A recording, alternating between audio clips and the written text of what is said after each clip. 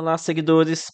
Vamos dar aqui prosseguimento à minha série de vídeos comentando aqui sobre fundos de tijolos que estão pagando 1% ao mês, ou ao menos algo parecido a isso. Agora estamos aqui, acho que no sétimo vídeo já, né?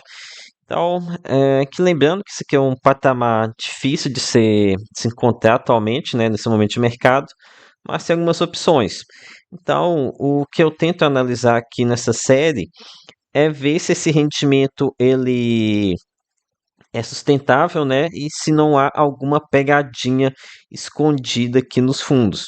Então, o foco aqui é sempre comentar sobre a sustentabilidade desse patamar elevado e se não se trata de uma cilada. E ok, e o segundo recado que não espera uma análise aprofundada aqui numa série com vários fundos, né? Comentando tudo no mesmo vídeo. Vamos lá, que é o Thiago PS, esse canal fica esperto. Então, vou começar aqui esse vídeo falando sobre HTMX11. Então, é o seguinte, já estava planejando aqui para fazer esse vídeo agora. Muita gente vai te falar, Thiago, HTMX não está pagando 1% ao mês e realmente ele deixou bastante a desejar aqui no rendimento de agosto, e pagando apenas 1,05 das S36, então tá bem longe aqui da proposta aqui do vídeo, né? Pelo menos nessa visão aqui do mês de agosto. Mas se a gente pega aqui uma visão mais de 6 meses, ultrapassa com bastante facilidade, né?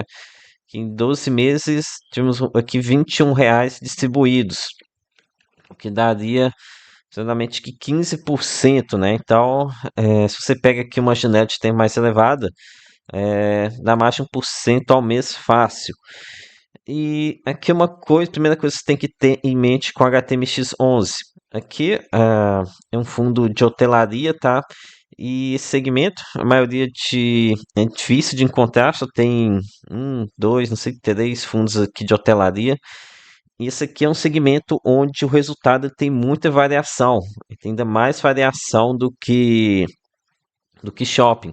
E no caso, em agosto, refletiu aqui o fraco desempenho de julho, que é quando tem muitas férias escolares, né? Muita gente também tira férias para viajar com os filhos, acaba que atrapalha bastante o mercado de hotelaria corporativa. Aqui em julho, referente a junho, também teve muito feriado, acabou atrapalhando o fundo. Outro mês que também é horrível é janeiro por conta de férias. Mas em contrapartida, os meses outubro, novembro, dezembro, temos aqui um resultado bem mais forte por ser é, uma movimentação bem alta no mercado de eventos corporativos. Então, tenha em mente essa grande variabilidade. Com relação ao recorrente do fundo, então, esse daqui é um ponto que eu ainda estou estudando. Eu não acompanho o HTMX há muito tempo. Ele passou por uma mudança muito grande que depois da emissão que ele fez aqui no final de 2024. Conseguiu comprar imóveis aqui com cap rates excelentes, né? Tem opções de mudar o patamar eh, de rendimentos do fundo.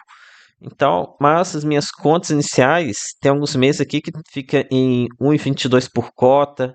Aqui em julho, referente a junho, foi apenas 0,85. Aqui de julho também deve ter sido uma nessa média aqui, 0,80 alguma coisa, bem fraco também. Então, o resultado recorrente do fundo eu ainda estou com um pouco de dificuldade de estimar. Mas aqui vocês podem esperar muito ganho de capital, tá? Aqui tem muito ganho de capital. Aqui são várias unidades hoteleiras bem pequenas, que são 774 quartos, né? Então o gestor consegue fazer bastante desse giro com os imóveis, não são tão caros assim, acaba tendo uma liquidez muito alta. Ainda por cima a gente tem um alinhamento de interesse, onde o gestor ele recebe uma taxa de performance sobre o lucro na venda. Isso aqui é excelente porque cria um vínculo aqui melhor entre o gestor e o fundo, né? Ele tem interesse de comprar bem e vender bem para ter mais essa taxa de performance. Diferente da maioria dos fundos de tijolos, onde a intenção é única e exclusivamente de aumentar o patrimônio sob gestão, aumenta a taxa de administração, né? Aqui não, aqui tem os incentivos, eles estão corretos. Então aqui esperem por muito ganho de capital, até esse segredo aqui do rendimento bem elevado do fundo. Mas aqui deixa pecar do ponto de não informar a reserva de resultado, algo que ajudaria bastante aqui a saber, a prever aqui como é que vai estar os próximos rendimentos, né? Mas, enfim, aqui é um fundo de ciclos, tem alguns ciclos de compra de hotéis, depois vai vendendo isso aqui no varejo, né? Tem ciclos em que ele vende mais, consegue colocar mais lucro no bolso. Então é um fundo bem sazonal, mas o ideal é você comprar ele na época de baixas, né? Que não está vendendo muito. E depois, quando começar a vendê-los, vai começar a vir chover dividendos. Teve aqui, por exemplo, teve aqui que pagou aqui quase R$ 4 por cota, 2,48% ao mês. Esse daqui é o momento que você talvez devesse pensar numa venda, né? Mas só fundamentos, aqui eu vejo como excelente. É um fundo desde 2007, quase 20 anos de mercado. Eu disse que tem os incentivos corretos. Então, HTMX11 com certeza é um fundo aqui que eu colocaria como trigo e que não dá para esperar esse rendimento de 1% ao mês todo redondinho assim, mas se você pegar numa janela de 12 meses, acredito que é possível esperar sim. Ok, então vamos aqui agora para o próximo fundo, um fundo que com certeza não é muito bem quisto pelo mercado, mas aqui nessa série acredito que estou falando com pessoas com a mente aberta, né? De estar ciente que a gente não está falando aqui de fundos perfeitinhos, redondos, mas que estão pelo menos remunerando bem. Então, falar aqui sobre RECT 11, o fundo de lajes da REC. Como eu disse, está longe de ser um fundo querido pelo mercado, né? Que o Mois fez muita lambança por aqui, mas vamos ver, questão do yield, que referente a julho pagou 37 centavos, dá 1,17. Então, ultrapassa bastante folga a margem do 1%, que é o corte aqui do vídeo, né? Com relação ao resultado recorrente, aqui um ponto importante é que o fundo não tem instrumentos de renda inflada, tá? Como Sellers Finance, alavancagem com carência, recebimento de lucro, nada, tá? Aqui o resultado, ele é recorrente mesmo, então isso aqui é um ponto bem interessante. E tem um segundo ponto que eu acho que é bem interessante, é que, pelo que eu tenho conhecimento aqui do fundo, ele joga a correção monetária aqui também na DRE. Então, a maioria dos fundos que tem dívida com o CRI, transita aqui nas despesas financeiras apenas a parcela de juros. Mas aqui em RECT 11, acredito que seja parcela de juros e correção monetária. Já que, se vocês forem ver, é, essa questão aqui do saldo devedor, acho que ele não tem aumentado com o tempo. Pelo menos foi isso que eu verifiquei aqui no último vídeo que eu fiz do fundo. Então, esse aqui é um ponto bom, porque é o seguinte, se ele consegue quitar essa dívida, pelo menos diminuir ela, a dívida começa a pesar bem menos sobre o resultado do fundo. Então, isso que seria uma excelente coisa, que daria muito mais folga para, para a DRE, né? Que diminuiria bastante o peso. E, inclusive, a gente está atualmente com isso em andamento, porque tem que engatilhado uma venda do Cidade Matarazzo, que por R$ 90 milhões, que parcela que à vista pode ser de até R$ 35 milhões, o que estaria aqui quase 20% da dívida, né? Ou seja, daria bastante folga aqui para a DRE do fundo. E, enfim, que tem um ponto negativo é que Cidade Matarazzo seria uma da parte do filé mignon do fundo, né? Tá vendendo aqui uma parte boa do fundo, né? Aqui é algo bem negativo. Aqui outro ponto positivo também, quase esquecendo de falar, é que também tem um bom lucro aqui nessa transação.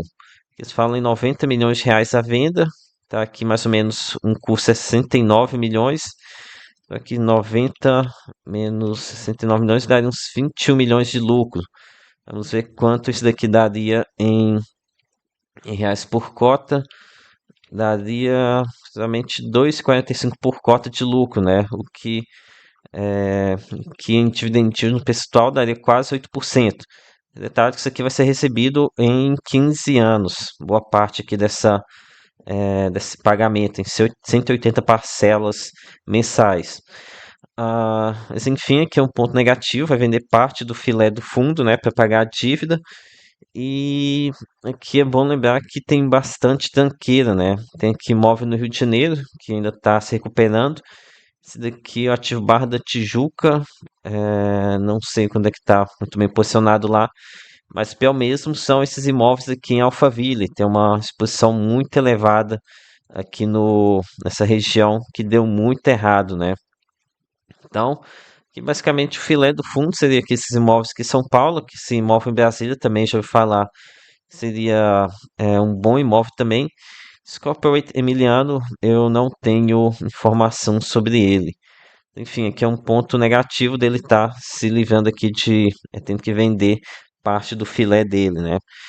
E, enfim, outro ponto importante que não podemos duvidar da questão da capacidade aqui da REC, né? O pessoal aqui eles aprontam bastante. Mas, enfim, classificando aqui o fundo, a questão da renda, é que não vejo muito para onde piorar. Aqui tem esse imóveis em Alphaville, a gente já sabe como é que é a situação lá, mas o fato da renda ser recorrente, isso aqui é um ponto excelente. Ainda tem esses gatilhos de alta, né, da renda, que seria a quitação da dívida, né?